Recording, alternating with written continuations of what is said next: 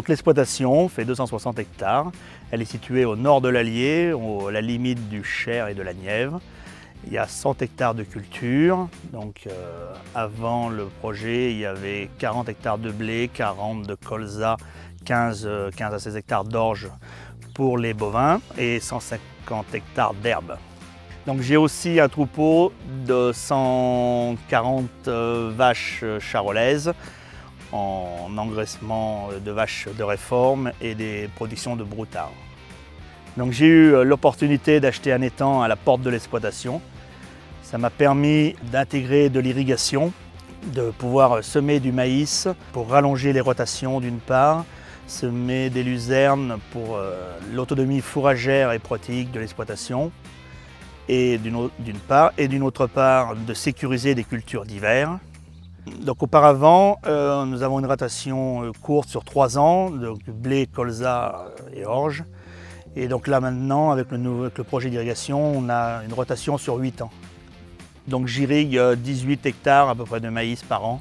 Et donc là on a prévu une dizaine d'hectares de luzerne. Puis après, en fonction de la météo, on peut arroser 10-15 hectares de blé en cas de forte sécheresse.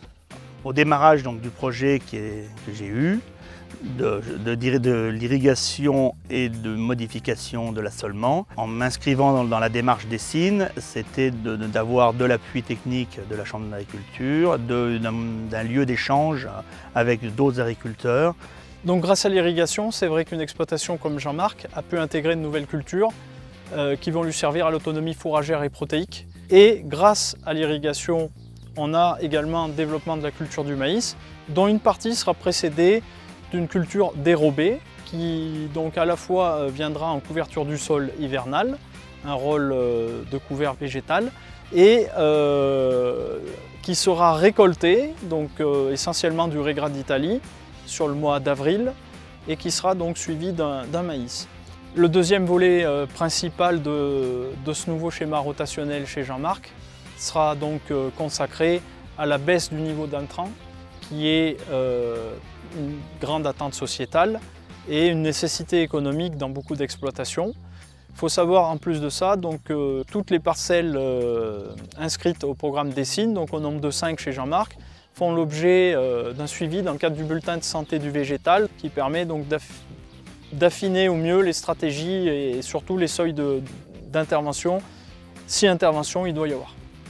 La mise en place de ce nouveau système de culture, par contre, n'a pas bouleversé le travail du sol chez Jean-Marc. L'idée de Dessine, c'est pas de pousser à l'investissement les exploitants, c'est de faire avec le matériel qui est présent sur l'exploitation. Étant donné qu'on est sur une exploitation de polyculture élevage, ça permet aussi une bonne valorisation des fumiers, puisqu'on va avoir une fumure organique qui va être épandue avant le colza et avant les maïs. Donc ce qui va entraîner quand même une baisse assez importante des achats d'engrais minéraux également.